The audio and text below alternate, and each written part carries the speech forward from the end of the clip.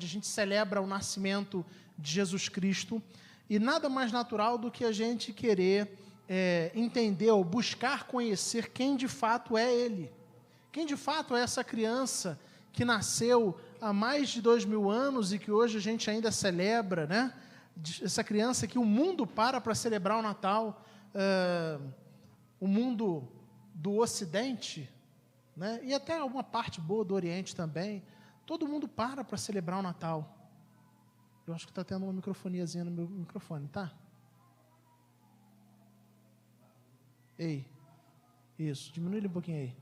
Então, a gente tem a oportunidade de celebrar esse Natal, a gente tem a oportunidade de celebrar esse Jesus, e nada mais natural do que a gente tentar entender, conhecer mais a respeito desse Jesus. E, para tanto, o que nós temos feito ao longo do mês de dezembro é exatamente ir ao texto do Evangelho de João e olhar para esse menino que nasceu em Belém e ver como esse menino se apresenta a você e a mim, dizendo, eu sou.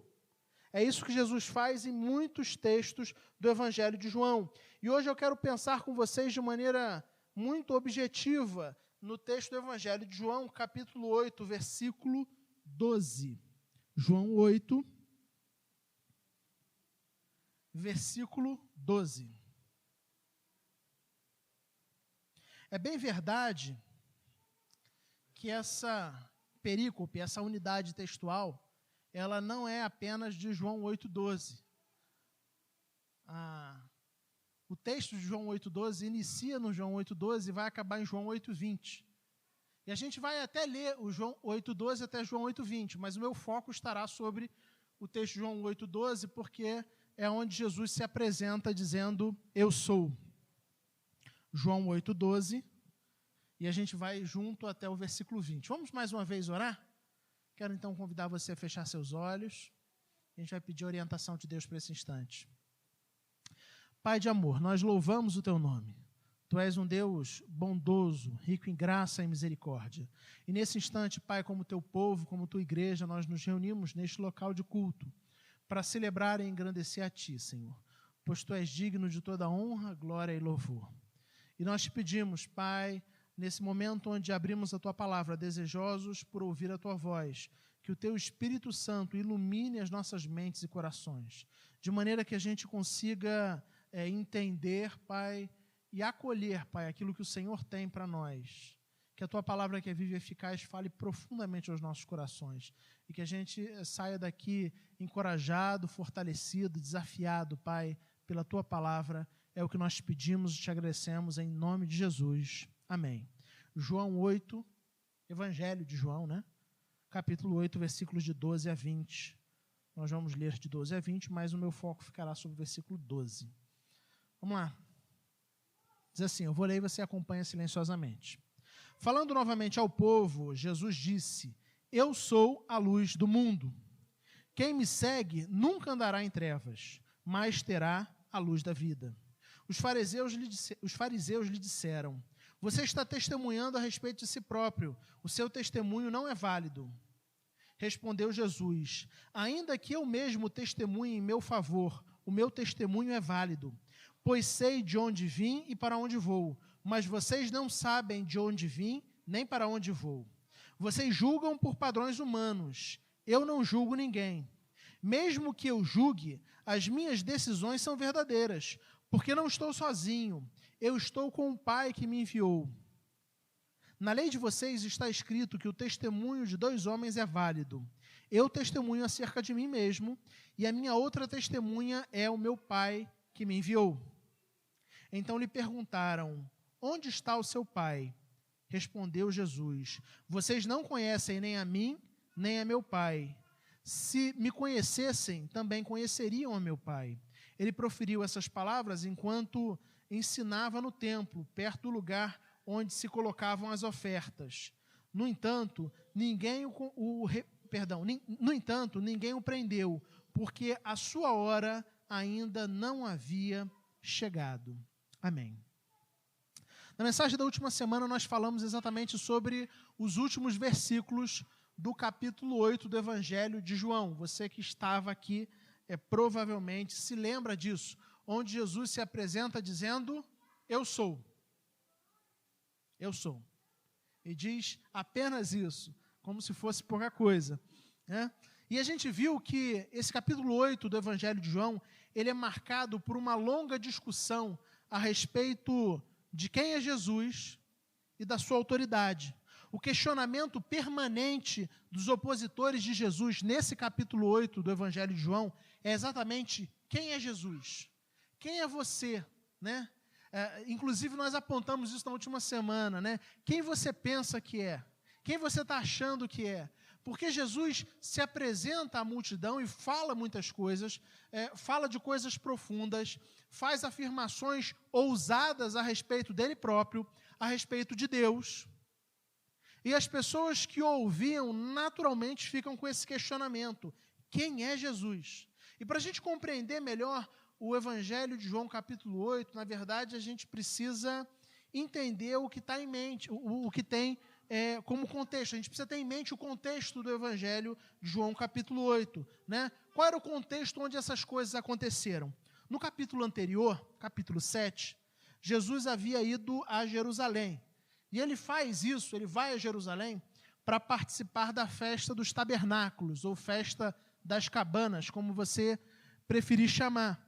Essa era uma das principais festas dos judeus, uma das principais festas e celebrações religiosas judaicas. Estava certamente entre as 3 principais festas da vida religiosa, do ano religioso dos judeus.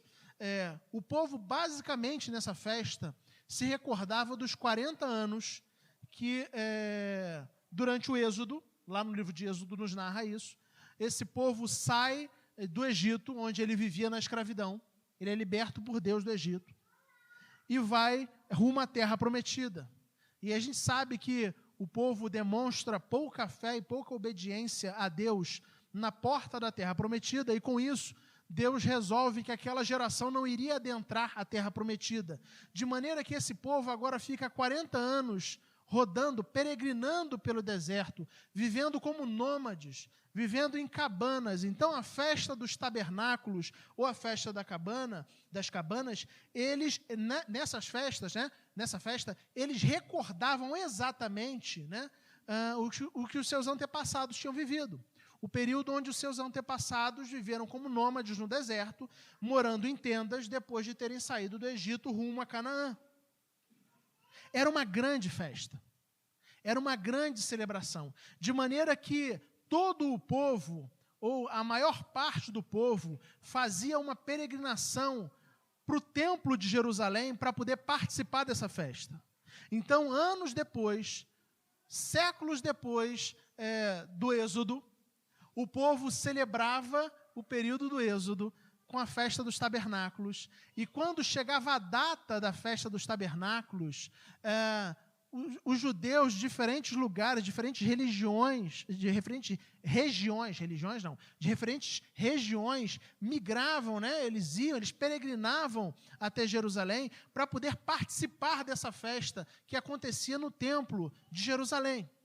Então, quando a gente entende isso, a gente entende também que este era o cenário no qual Jesus está falando e fazendo essas afirmações que ele faz no capítulo 8 do Evangelho de João.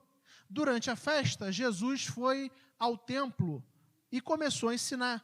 O Evangelho de João, capítulo 7, versículo 14, narra exatamente isso, dizendo: quando a festa estava na metade, Jesus subiu ao templo e começou a ensinar.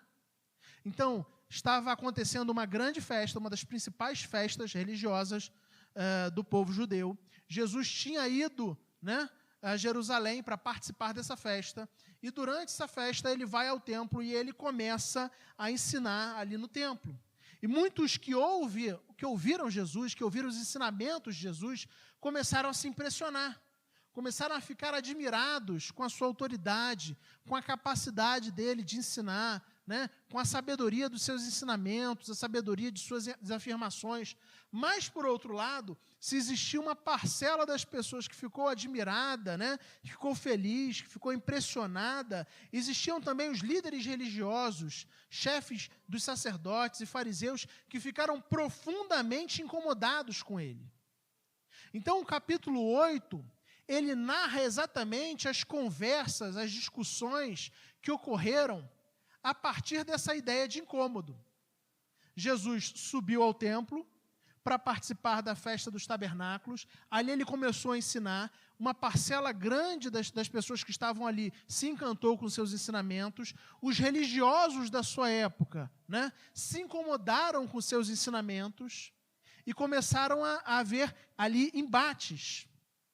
A festa dos tabernáculos chega ao fim, com o final do capítulo 7 do Evangelho de João. Só que o início do capítulo 8 fala para a gente que Jesus volta ao templo no dia seguinte e continua a ensinar. Isso é o que nós lemos lá no Evangelho de João, capítulo 8, versículo 2. Ao amanhecer, ele apareceu novamente no templo, onde todo o povo se reuniu ao seu redor e ele se assentou para ensiná-lo. Então percebam o que aconteceu. Jesus subiu ao templo para a festa. Durante a festa ele começou a ensinar. Uma parcela das pessoas que estavam ali gostou dos ensinamentos e ficou admirada. Um outro grupo, que era o grupo dos líderes religiosos, né? Fariseus e líderes religiosos de uma forma geral, se incomodaram com os ensinamentos de Jesus. A festa acaba, mas no dia seguinte, Jesus ainda está em Jerusalém e ele retorna para o templo para continuar a ensinar. Esse dia seguinte é o dia narrado no capítulo 8 do Evangelho de João. E por que isso é tão importante para a gente entender? Porque no capítulo 8, Jesus vai fazer uma série de afirmações a respeito dele mesmo, de quem ele é, de quem ele é, da sua pessoa. E ele é largamente combatido pelos religiosos que o ouviam. As pessoas que não gostaram dos ensinamentos de Jesus também ficaram no templo. Faz sentido. Não ficaram apenas aqueles que gostaram do que Jesus ensinava. Ficaram também aqueles que não gostaram. E ficaram ali com um objetivo: combater seus ensinamentos, questionar suas ideias, colocar à prova aquilo que ele falava, né? Trazer confrontos, né? Trazer discussões a respeito das suas afirmações. E aí, o texto que nós lemos, né, começa no versículo 12, ele é marcado por uma afirmação fantástica de Jesus que inicia mais uma série de discussões. Notem como começa o versículo 12. A parte inicial do capítulo 8 fala sobre a passagem da mulher surpreendida em flagrante adultério. Mas no versículo 12, a gente lê assim: falando novamente ao povo, Jesus disse. Então parece que novamente ele conecta a ideia, né, do início do capítulo, onde Jesus está ensinando. Então Jesus volta a falar ao povo, e quando ele volta a falar ao povo, ele diz: eu sou a luz do mundo, quem me segue nunca andará em trevas, mas terá a luz da vida. Uma afirmação profunda, uma afirmação importante, uma afirmação diferente. No último dia, na noite do último dia da festa dos tabernáculos, no pátio do templo de Jerusalém, existia uma cerimônia para acender 4 grandes candelabros. Diz a tradição e os comentaristas que essa luz que brilhava no templo, ela era uma luz tão intensa, tão refulgente, que ela iluminava não apenas o templo, o pátio do templo, como iluminava o templo, como todos os pátios da cidade ficavam iluminados por aquela luz que era acendida na última noite, né, da festa dos tabernáculos. De maneira que aquela luz brilhava por toda a cidade, e todas as pessoas que estavam em Jerusalém, celebrando a festa dos tabernáculos, olhavam, mesmo não estando no templo, de qualquer lugar da cidade, eles olhavam para aquela luz e conseguiam ver aquela luz. A luz iluminava todos os pátios da cidade. O templo iluminado era, na verdade, uma representação, uma espécie de encenação da promessa que Deus fez através do profeta Isaías, no capítulo 9, versículo 2, quando Isaías diz: o povo que caminhava em trevas viu uma grande luz. Sobre os que viviam na terra da sombra da morte, raiou uma luz. Então, quando no último dia da festa dos tabernáculos, eles acendiam os seus candelabros, e a luz daqueles candelabros começava a iluminar o pátio do templo, e essa luz se tornava tão intensa a ponto de todos os pátios da cidade ficarem iluminados, e todos viam. Esse povo estava celebrando, esse povo estava se alegrando, porque eles entendiam, naquele momento, que durante algumas horas, eles tinham a maravilhosa luz prometida pelo profeta Isaías, por Deus, através do profeta Isaías, lá em Isaías 9. Durante aquela noite, eles tinham a luz. Durante alguns instantes, algumas horas, aquela luz brilhava e representava a presença de Deus no meio do povo. O povo que andava em trevas viu uma grande luz. E eles, de certa forma, ao celebrarem, ao fazerem a celebração, eles faziam uma espécie de encenação da promessa feita por Deus lá em Isaías 9. O povo que caminhava em trevas viu uma grande luz, e sobre os que viviam na sombra da morte raiou uma luz. Então eles estavam alegres. A última noite era uma noite marcada por muita alegria, por muita celebração. Naquele momento, por algumas horas, eles tinham a maravilhosa luz com eles. E aí o que Jesus faz? Jesus se utiliza dessa referência para fazer uma afirmação a respeito dele próprio, mas não apenas isso. Em seguida, ele faz um desafio aos que o ouviam e termina fazendo uma grande promessa. Vocês conseguem perceber isso no versículo 12? Jesus inicia com uma afirmação, ele passa da afirmação para o desafio e termina o versículo apontando para uma promessa. A afirmação, creio que ela é nítida no texto. Eu sou a luz do mundo. O desafio aparece logo em seguida. Quem me segue? O desafio é exatamente seguir essa luz. E o texto termina, a fala de Jesus termina, com uma maravilhosa, uma grande promessa.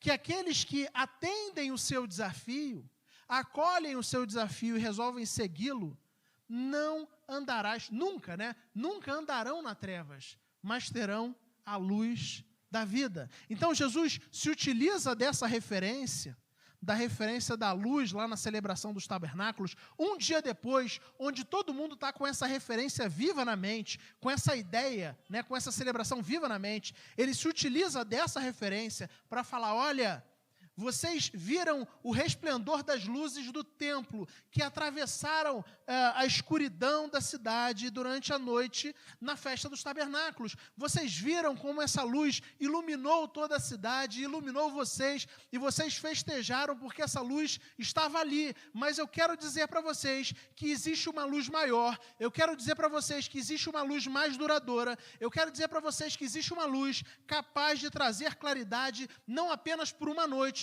mas por toda a vida de vocês. Vocês se alegraram com a celebração dos tabernáculos, com a celebração das luzes nos tabernáculos, maravilha, mas existe alguém que é maior do que a luz do tabernáculo. Existe alguém que não é apenas a luz do templo ou a luz de Jerusalém, existe alguém que é a luz do mundo, a luz do mundo. Vocês viram o resplendor das luzes do templo atravessar e quebrar e acabar com a escuridão da noite durante a festa dos tabernáculos. Mas existe uma luz que permanece. A luz do templo é brilhante, mas uma hora ela se apaga. Quando se finda a festa dos tabernáculos, é isso que Jesus está dizendo, a luz se apaga. E vocês vão embora para a casa de vocês. E o que vocês esperam no máximo é voltarem aqui no ano que vem, durante a mesma festa, e participar da mesma celebração. Mas eu quero lhes falar sobre uma luz que não dura apenas um momento e não dura apenas uma noite, mas uma luz que permanece para sempre. Eu sou a luz do mundo. É isso que Jesus está fazendo. Ele está se utilizando da referência que eles tinham para se apresentar. E para mostrar, olha, vocês comemoram e celebram e se alegram por causa de uma luz duradoura, mas existe uma luz permanente, essa luz sou eu. Uma luz capaz de trazer alegria e satisfação permanente para a vida de vocês, e essa luz sou eu que aqui estou, eu sou a luz do mundo, é isso que Jesus diz. Na continuação do texto, e a gente leu a continuação, embora não seja o foco da nossa reflexão, o que se desenrola é exatamente, basicamente, né, uma discussão entre Jesus e os líderes religiosos que se recusavam a acreditar nas suas palavras. Percebam o versículo 13. Os fariseus lhe disseram: você está testemunhando a respeito de si próprio, o seu testemunho não é válido. Então Jesus está dizendo para eles: eu sou a luz do mundo. Mas esses homens que ouviram Jesus dizer, eu sou a luz do mundo, eles se recusaram a crer que Jesus era a luz do mundo. E ao invés de crer, o que eles fizeram é começar a contestar os argumentos de Jesus e colocar um argumento que até nos parece muito lógico, dizendo assim, olha, testemunho pessoal não é válido. Você não pode testemunhar a seu próprio respeito. Você precisaria de outras testemunhas que afirmassem isso a seu respeito, para que esse testemunho, para que essa informação fosse válida. Mas é interessante porque Jesus, ele simplesmente se nega a ser julgado ou avaliado pelos religiosos. Ele simplesmente responde apontando algumas ideias muito básicas, muito simples. A primeira ideia que ele aponta é, olha, a minha autoridade está acima de julgamento. Eu sei de onde vim, eu sei para onde vou. Esse argumento de vocês que as pessoas não podem testemunhar sobre elas próprias, pode até parecer um argumento lógico, mas eu não me encaixo nesse tipo de argumento, porque eu estou acima dele. O segundo argumento dele, ele fala, olha, a minha segunda testemunha é o Pai. O meu Pai que me enviou é quem me confere a autoridade. A minha autoridade, ela não está condicionada a vocês reconhecerem que eu tenho autoridade. E, aliás, isso é uma coisa maravilhosa a respeito de Jesus. A autoridade e a veracidade a respeito de Jesus não está condicionada à nossa fé. Está condicionada a quem Ele é. Você pode acreditar, você pode deixar de acreditar, mas Ele não deixa de ser Deus porque eu e você, ou porque eu ou você deixamos de acreditar nele. Então ele diz, olha, a minha autoridade ela vem do Pai, o Pai testemunha sobre mim. Mas eu acho fantástico, porque existe um argumento que ele trabalha aí ao longo do texto, que é o argumento de que vocês julgam com valores e padrões do mundo. Como quem diz, olha, sabe por que vocês não conseguem ver a luz? Porque as mentes e os corações de vocês foram obscurecidos pelo pecado. De maneira que vocês têm a luz do mundo, a luz da vida diante de vocês. Mas vocês preferem celebrar uma luz cerimonial que se acende numa noite e se apaga na manhã seguinte. Eu creio que isso é absolutamente importante para a gente entender e para a gente perceber, porque me parece que o grande desafio lançado por Jesus é exatamente esse diálogo com o texto de Isaías, quando o profeta diz, o povo que caminhava em trevas viu uma grande luz. Porque me parece que é impossível a gente ver realmente a grande luz se a gente não perceber que a gente caminha em trevas.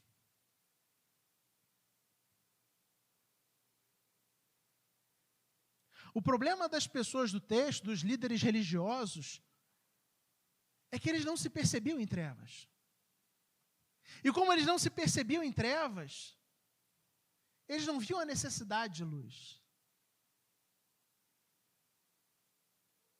Eles não se percebiam dependentes de Jesus. Eles não conseguiam, eles tinham o Cristo encarnado, o Verbo que se tornou carne diante deles. Mas ainda assim, eles celebravam a cerimônia, ao invés de celebrar o Cristo. Me parece que esse é um desafio interessante e importante para a gente. Num tempo onde, muitas vezes, o nosso coração fica obscurecido por outras luzes. Por outras luzes. E a gente começa a buscar sentido e satisfação em várias outras coisas. E perde de vista que a única coisa que a gente realmente precisa é da presença de Cristo nas nossas vidas. A afirmação de Jesus é: eu sou a luz do mundo. Eu sou aquele que tem todo o poder e toda a capacidade para resgatar você das trevas que você vive, da escuridão que você vive. Mas talvez o nosso primeiro desafio seja realmente perceber que a gente vive nas trevas. Perceber que o homem não vive naturalmente na luz. Perceber que não há o justo nenhum sequer. Não há quem entenda, não há quem busque a Deus. Perceber que todos pecaram e estão destituídos da glória de Deus. Perceber que por natureza nós somos filhos da ira. Que na nossa natureza, a nossa natureza ela é má, ela é perversa, ela é corrompida por causa do pecado. De maneira que o meu coração e o seu coração, naturalmente ele deseja as trevas, ele caminha nas trevas, ele anda nas trevas. E a menos que a gente se reconheça como absolutamente destruídos e destituídos de graça e de glória, nós não iremos conseguir valorizar essa grande luz. A menos que a gente se perceba caído, a gente não consegue valorizar o que Jesus fez por nós. David Nicholas, no seu livro O que Fizeram do Evangelho, ele fala uma coisa que eu acho bem interessante. Ele diz que quando a gente apresenta o Evangelho, a gente deveria começar pelas más notícias. As más notícias a respeito de quem nós somos. As más notícias a respeito da nossa condição. Porque a ideia, o argumento dele é muito bom. Ele diz, a menos que a gente entenda quem nós somos, onde nós estamos e para onde nós vamos, a menos que a gente entenda que nós estamos condenados, que nós somos pecadores, que nós somos inimigos de Deus, que o nosso coração é desesperadamente corrupto, a menos que a gente entenda as más notícias, nós não iremos conseguir entender nem valorizar as boas notícias a respeito de Deus e do que Ele fez por nós. Então, David Nicholas, no seu livro, ele defende uma coisa que eu acho bem legal, que é a perspectiva de entenda quem você é. Porque quando você entende quem você é, quando você percebe quem você é, você naturalmente percebe a luz do Senhor. E começa a valorizar a luz do Senhor. Começa a valorizar quem Ele é. Alguém já disse, e em alguns momentos eu sou obrigado a concordar, ainda que parcialmente, que cristãos são pessoas que se acham superiores às outras. Mas vamos ser sinceros, biblicamente falando, isso é um tremendo erro. Porque a nossa fé, ela tem como pontapé exatamente o nosso reconhecimento de que nós andávamos em trevas. E que se não fosse a misericórdia, a graça e o amor de Deus por nós, nós continuaríamos em trevas. E que não existe em nós qualquer predicado ou qualquer atributo que nos torne merecedores do amor e da graça e da vontade de Deus. Então, quando a gente se reconhece e se percebe em trevas, a gente consegue ver a luz. O problema é que às vezes a gente está nas trevas, mas existem pequenas luzes, fagulhazinhas, que distraem os nossos olhos, que nos tiram do foco. E me parece que era isso que acontecia no texto. Aqueles homens estavam distraídos pelas ideias cerimoniais, de celebrar a festa dos tabernáculos e de ver a luz durante uma noite no ano. E eles estavam tão distraídos com isso, que eles tinham a verdadeira luz do mundo diante de si, mas seus olhos estavam vendados. O processo então começa quando a gente se reconhece no escuro, na escuridão, quando a gente se reconhece perdido e absolutamente dependente da graça de Deus, da misericórdia de Deus. Mas eu quero caminhar para o final, avançando, porque, como eu disse, o texto fala, eu sou a luz do mundo. Jesus começa com a afirmação.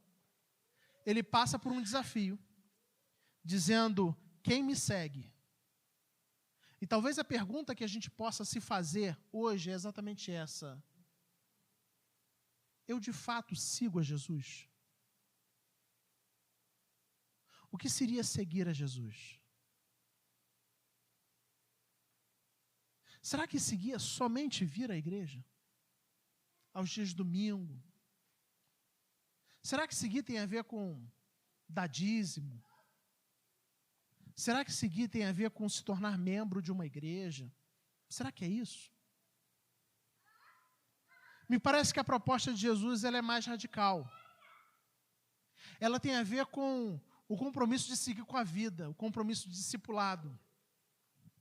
Mais ou menos como ele diz, como ele afirma quando ele diz: quem quiser vir após mim, negue-se a si mesmo, tome sua cruz e siga-me.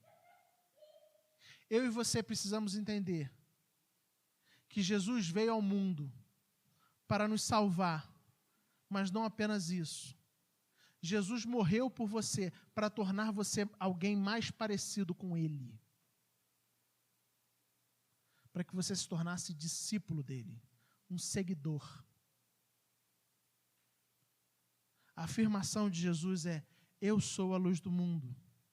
O desafio é seguir. Quem me segue?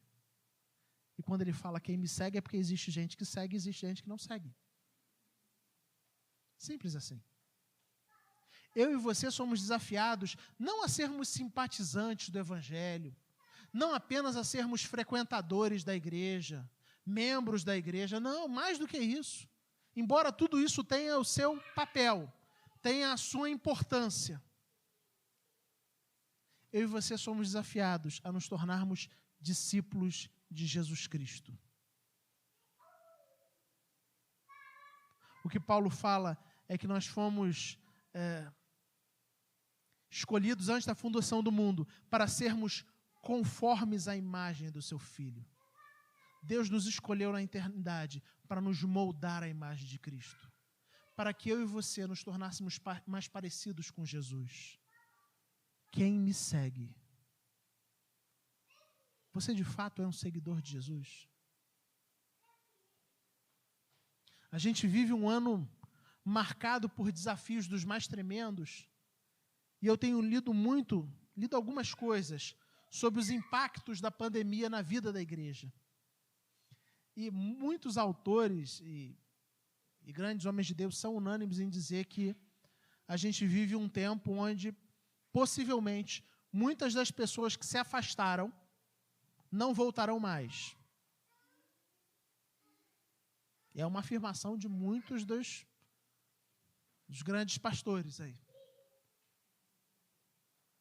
Mas uma coisa que eu acho fundamental a gente entender é: o discípulo ele continua seguindo. Eu e você somos chamados mais do que para nos tornarmos membros de uma igreja. Frequentar um clube, onde tem pessoas que fazem parte do nosso círculo social, onde a gente gosta de estar junto, a gente gosta de se reunir domingo e dar um abraço e rever. É mais do que isso. Tem a ver com se tornar discípulo. Em ter um coração comprometido em ser como mestre ou desejar ser como mestre. É possível que muitas pessoas não voltem para as igrejas, das suas igrejas de origem nos próximos anos, mas uma coisa eu tenho certeza: discípulos de Cristo continuarão seguindo a Cristo. Quem me segue? Essa é a fala de Jesus. E ele termina com uma promessa. Quando ele diz: eu sou a luz do mundo, quem me segue nunca andará nas trevas.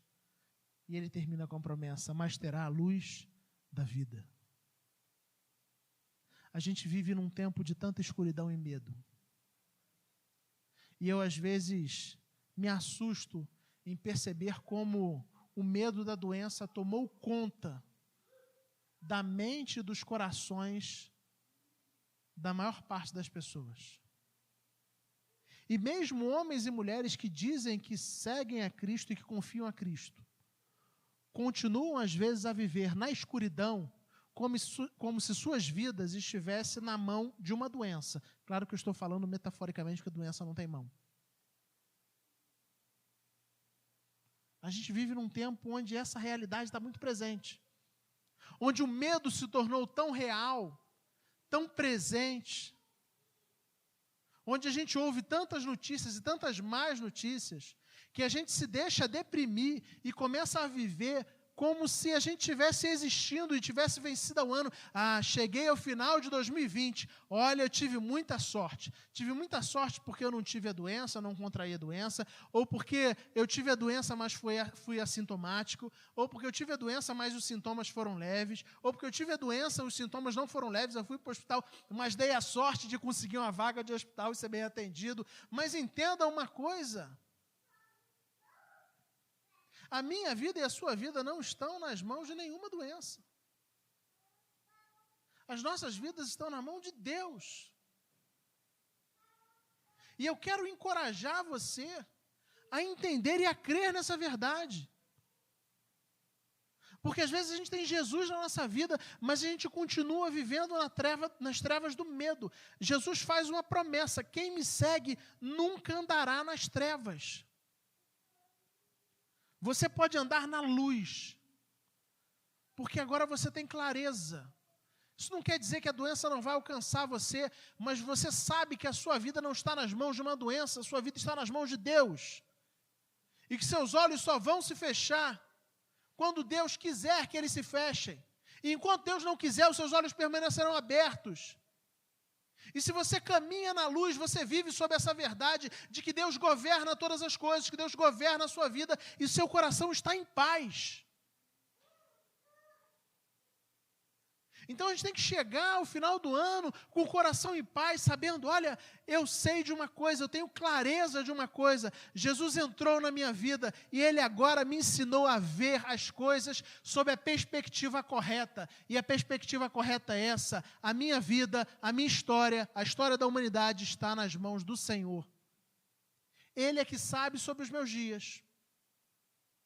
Ele é quem sabe sobre o meu futuro. Ele é quem sabe sobre o futuro da minha família. Está tudo claro. Eu sou a luz do mundo.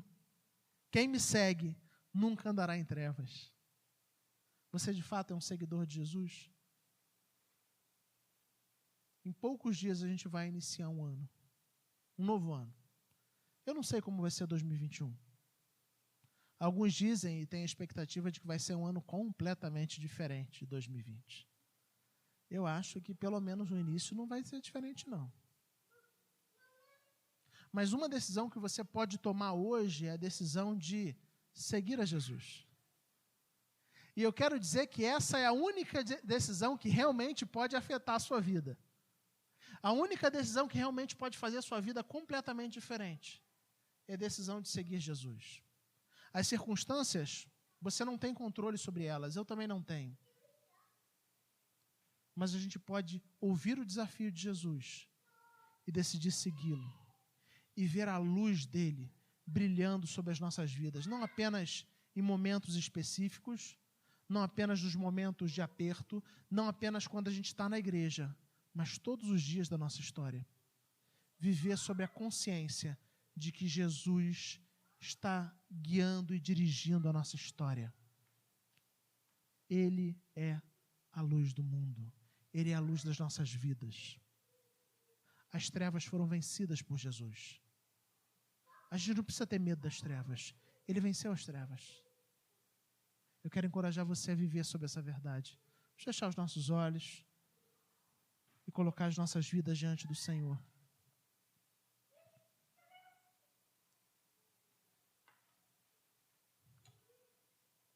Me permita conduzir sua oração. Isaías 9 diz: o povo que caminhava em trevas viu uma grande luz. E sobre os que viviam na terra da sombra da morte, raiou uma luz. A menos que a gente se perceba em trevas, nunca seremos capazes de ver a luz do mundo verdadeiramente. Você realmente se percebe como alguém completamente dependente de Deus? Alguém indigno? alguém que carece da misericórdia de Deus na sua vida, alguém que carece do perdão, alguém cujo coração é inclinado para a maldade.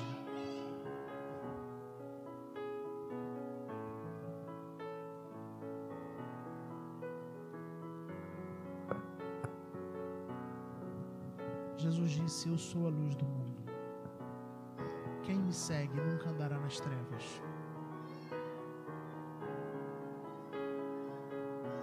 Você tem sido um seguidor de Jesus? Você é realmente um discípulo de Jesus? Mais do que um frequentador da igreja, mais do que um simpatizante do Evangelho, mais do que um entusiasta da Bíblia e da teologia. Você tem sido seguidor de Cristo? Você tem visto o Espírito Santo moldar você à imagem de Cristo? Essa é a questão. Para serem conformes à imagem do seu Filho. Foi para isso que Deus nos escolheu.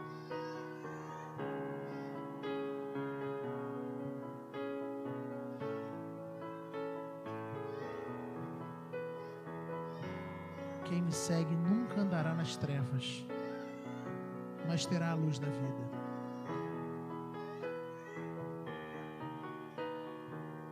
A luz de Cristo realmente tem feito diferença na sua vida?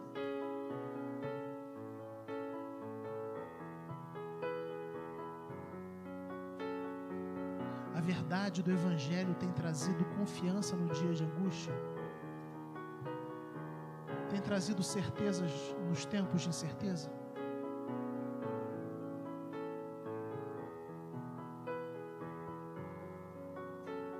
Quando a gente permite que o Evangelho traga luz à nossa vida, a nossa maneira de enxergar as circunstâncias é afetada.